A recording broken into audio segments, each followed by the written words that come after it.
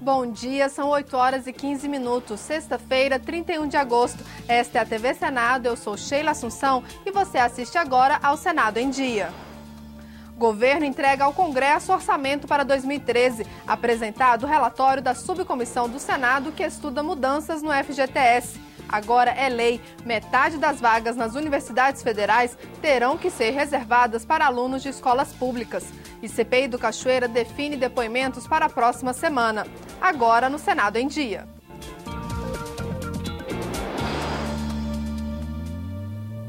O governo entregou ao Congresso ontem o orçamento para 2013. O valor total supera os 2 trilhões de reais. A meta de crescimento no ano que vem é considerada ousada num cenário de crise internacional. Por causa das eleições municipais, o prazo para a votação será curto. As ministras do Planejamento, Miriam Belchior, e das Relações Institucionais, Idely Salvati, entregaram o orçamento ao presidente do Congresso, José Sarney. O orçamento total é de 2 trilhões e 140 bilhões de reais. O salário mínimo sobe para R$ 670,95. A inflação fica em 4,5%. O superávit primário do setor público, a economia que o governo faz para pagar a dívida, vai ser de quase 156 bilhões. E o crescimento do PIB, as riquezas produzidas no país, também foi estimado em 4,5%, uma meta considerada ousada pelo ministro da Fazenda. Essa meta de 4,5%, ela vai na contracorrente do que está acontecendo na economia mundial, que está em crise e vai continuar em crise no próximo ano. Portanto, nós estamos sendo ousados de viabilizar uma meta de crescimento de 4,5%. Manteiga espera manter o ritmo da economia, aumentando o investimento para quase 187 bilhões, 9% a mais do que no orçamento de 2012. Parte dos recursos vai para o PAC, um dos eixos dos programas do governo, ao lado do Brasil Sem Miséria, da saúde e educação. Em todos eles, houve aumento de recursos. Do nosso ponto de vista, ele representa os investimentos necessários para garantir a continuidade do crescimento do país, seja através do investimento, seja através dos programas sociais fundamentais para garantir um desenvolvimento mais equilibrado no país. A novidade é a previsão de 15 bilhões para desonerações futuras de tributos, como PIS, COFINS, tarifas de energia e folha de pagamentos. Com essa medida, o governo espera manter o investimento do setor privado. São 20 setores que já têm uma desoneração da folha, aonde o INSS não voltará mais, eles não pagarão mais. Então, são avanços que nós vamos fazendo de acordo com as nossas possibilidades e tomando cuidado para manter a solidez orçamentária, porque se desonerássemos tudo, nós ficaríamos sem arrecadação. O orçamento prevê o impacto de quase 9 bilhões de reais com o reajuste do funcionalismo público. O governo propôs o aumento de 15,8% nos salários em 3 anos. Servidores do Legislativo e 93% das categorias do Executivo aceitaram a proposta. Do lado de fora do Ministério do Planejamento, analistas de infraestrutura do PAC, categoria que não aceitou o acordo, pediam aumento de 43%. E diante de uma evasão de 30% de um quadro altamente qualificado, 15% não cobre, não resolve um problema de mão de obra, porque não há coerência com o valor do mercado de trabalho. Nós precisamos entregar ao Congresso os projetos de lei, a data limite estabelecida pela LDO, para quem não assinou, não assina mais. O cronograma de votação do orçamento vai ser definido no próximo esforço concentrado do Senado, daqui a 2 semanas. O relator acredita que o prazo fica mais curto por causa das eleições. Nós teremos prazo para relatório preliminar, para a realização de emendas e para a votação de relatórios setoriais depois das eleições municipais. Portanto, um prazo bastante curto que nós vamos ter que compactar, atuar em conjunto, fazendo sessões de madrugada e votando essa matéria até o final do ano.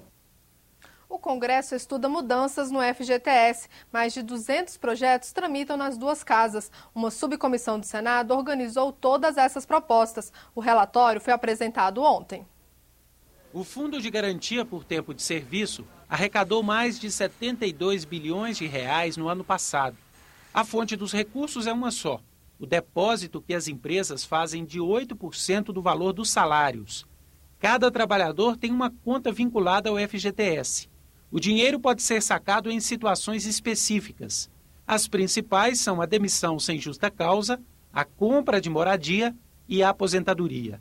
A subcomissão temporária do FGTS aprovou o relatório preliminar da senadora Marta Suplicy, que procura tornar o fundo mais atrativo para os trabalhadores. Existem 28 projetos de lei no Senado e 176 na Câmara dos Deputados, propondo mudanças no FGTS. A relatora da subcomissão analisou todas essas matérias e incorporou algumas sugestões.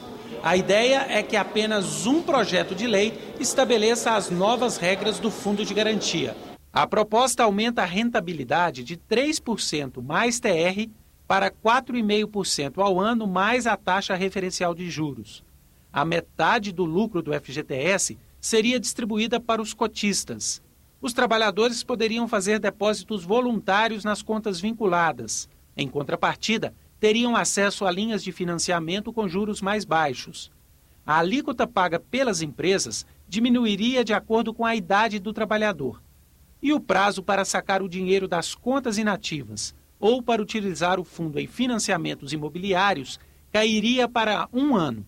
Segundo a relatora, as mudanças manteriam o equilíbrio financeiro do FGTS, que financia obras de infraestrutura no país. Essa foi a nossa maior preocupação, porque você não pode matar a galinha dos ovos de ouro. O fundo terá sempre que manter 1% do seu lucro. Fizemos uma aritmética trabalhosa e eu acho que vai ser bem vitoriosa. Agora, a subcomissão do FGTS vai realizar audiências públicas com representantes do governo, dos trabalhadores e dos empresários. O relatório final deve ser votado no dia 29 de novembro na Comissão de Assuntos Sociais. Se for aprovado, começa a tramitar como projeto de lei. O Diário Oficial da União publicou ontem a lei que reserva metade das vagas nas universidades federais para alunos de escolas públicas. As instituições têm 4 anos para implantar o percentual de vagas estabelecido pelo texto que o Senado votou no início do mês. Juliana estudou em escola particular desde o ensino fundamental. Irlana só estudou em escola pública. As duas se preparam para o vestibular no mesmo cursinho, mas sabem que as chances de conseguir uma vaga são bem diferentes. Eu estudei em escola particular e eu sei que os professores, todos os nossos recursos são diferentes. Querido, nós temos recursos inferiores, de certa forma, do que o colégio particular. Como, por exemplo, laboratórios. Eles têm professores de laboratórios muito experientes. A Lei de Cotas Sociais e Raciais, aprovada pelo Congresso e sancionada pela presidente Dilma, pretende mudar essa situação. Ela reserva 50% das vagas nas universidades federais para alunos que tenham feito todo o ensino médio em escolas públicas. Metade dessas vagas deverá ser preenchida por estudantes de famílias com renda igual ou inferior a 1,5 salário mínimo por pessoa. Além disso, a distribuição das vagas deverá obedecer à proporção de negros, pardos e índios de cada estado, de acordo com os dados mais recentes do IBGE. Nós vamos garantir que aluno de escola pública vai ter acesso à universidade federal pública. Não é justo que filho de bilionário, milionário, tenha o ensino gratuito na universidade. E o filho da classe média e pobre tem que ir para a universidade paga. Com a lei, a expectativa do Ministério da Educação é de que 88% dos estudantes brasileiros que hoje estudam em escolas públicas tenham melhores condições de entrar na universidade. Para o professor Evandro Pisa, da UNB, que há vários anos tem se dedicado ao estudo das cotas, a lei democratiza o acesso. Mas é preciso criar mecanismos para garantir a permanência desses alunos na universidade. 25% deles são selecionados entre alunos de baixa renda. né? Ou seja, é óbvio que o aluno de baixa renda ele tem dificuldade de transporte, ele tem dificuldade de permanência para alguns cursos que demandam a frequência quase integral do aluno na universidade. Isso demanda bolsas de permanência, bolsas para a facilitação da habitação, do transporte, etc.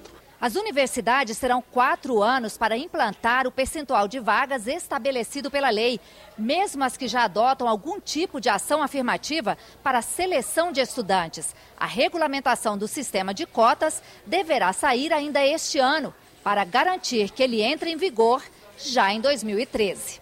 Eu vou ter que me dedicar muito mais do que eu estava me dedicando, mas acho que isso vai ser bom, porque vai fazer os alunos estudarem mais, tanto os da escola particular quanto os da escola pública. Estudar na universidade, no UNB, por exemplo, está bem mais próximo. Muito mais próxima, tá bem pertinho, só falta conquistar, agarrar e passar de uma vez. A lei das cotas sociais foi sancionada com uma alteração. A presidente Dilma Rousseff vetou o artigo que definia como critério de seleção a média das notas do aluno durante o ensino médio. Assim, o sistema de cotas vai se basear no resultado que o estudante obtiver no Enem. O presidente José Sarney recebeu ontem a visita do presidente da Conferência Nacional dos Bispos do Brasil, Dom Raimundo Damasceno. Dom Raimundo Damasceno veio pedir que o Senado não tenha pressa na tramitação do projeto do novo Código Penal. A CNBB quer que a sociedade civil tenha tempo para discutir as mudanças no Código. É abrir o espaço, né? Deixar o espaço para que a sociedade realmente dê a sua contribuição e ninguém, possa se sentir desculpado pela falta de tempo para dar a sua contribuição ao Código Penal. Eu acho que isso é muito importante, que haja uma participação grande da sociedade num tema tão importante para a vida nossa, do país, da vida da sociedade. A Comissão de Agricultura do Senado realiza hoje, às 14h, na cidade de Esteio, no Rio Grande do Sul, um debate sobre o novo Código Florestal. Um dos convidados é o ministro da Agricultura, Mendes Ribeiro Filho. O encontro será na Feira Agropecuária Expo Inter. A CPI do Cachoeira definiu ontem quem são as próximas pessoas convocadas, um motorista e um parlamentar. O presidente da comissão mista anunciou que na terça-feira virá à CPI como convidado o deputado federal Carlos Alberto Lereia, do PSDB de Goiás. Em maio, ele confirmou ser amigo de Carlinhos Cachoeira. Está preso aí na Papuda, faz 49 anos, é meu amigo pessoal. Nas escutas, no monitoramento telefônico, ficou comprovado uma relação que tinha com Carlos Cachoeira.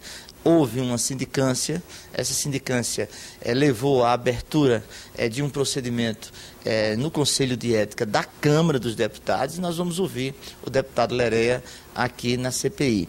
No mesmo dia, os parlamentares vão ouvir André Teixeira Jorge. Um motorista do Carlos Cachoeira, um motorista que foi um motorista também, coincidentemente, da empresa Delta e da Vitaplan.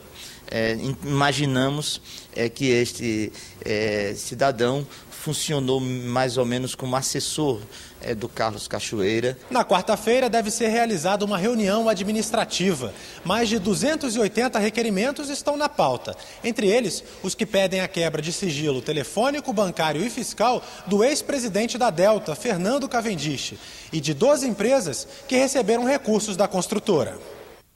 Os integrantes do Parlamento Latino-Americano se reuniram durante esta semana em Brasília para debater temas como a violência contra a mulher. Ontem, um grupo de representantes do Parlatino fez um balanço dos trabalhos ao presidente do Senado, José Sarney. O vice-presidente do Parlatino do Uruguai, Carlos Baraybar, destacou que o Parlamento Latino-Americano está ainda mais fortalecido e que o Brasil mantém integração e boas relações com os países vizinhos. Durante 2 dias, cerca de 70 representantes do Parlatino estiveram reunidos. Argentina, Bolívia, Costa Rica, Chile, Equador, Peru, Uruguai, Venezuela, Aruba, Cuba, Guatemala, México e San Martín. Todos unidos com um único objetivo: estruturar pontos importantes que devem virar referência para a elaboração de novas leis nesses países. O mundo caminha para os blocos. Isso aí é evidente. E nós temos que ter o nosso bloco da América Latina e Caribe fortalecido e através do Parlatino, através das questões comerciais, diplomáticas, culturais, nós possamos, no futuro, ter esse bloco representativo no cenário globalizado. Divididos em várias comissões, trataram de assuntos ligados à saúde, políticas públicas para pessoas com deficiência, comercialização de produtos sem eficácia, doação de órgãos, combate à violência contra a mulher, população carcerária e autonomia do sistema judiciário. A violência contra a mulher ganhou destaque na Comissão de Direitos Humanos. Após longo debate, os parlamentares aprovaram um marco regulatório para o feminicídio. Deverá garantir a proteção das mulheres e diminuir assassinatos. A maioria dos países da América Latina ainda não possui nenhum mecanismo para diminuir o número de vítimas. Na Venezuela, morrem 2 mulheres por dia vítimas de violência. O país está no topo da lista dos mais violentos. Já o Brasil possui uma lei considerada referência, a Lei Maria da Penha, que prevê a punição ao agressor, mas ainda aparece em 7º lugar quando o assunto é violência contra a mulher. Aqui se mata muitas mulheres. De 98 a 2008, de acordo com os dados do Instituto Sangari, mais de 42 mil mulheres foram assassinadas no Brasil. E esse dado nos preocupa muito. Então é importante realmente criar políticas públicas de enfrentamento a essa situação. O Senado em Dia termina aqui. Daqui a pouco, às 9 horas, você assiste à sessão plenária não deliberativa. Enquanto isso, fique com a nossa programação.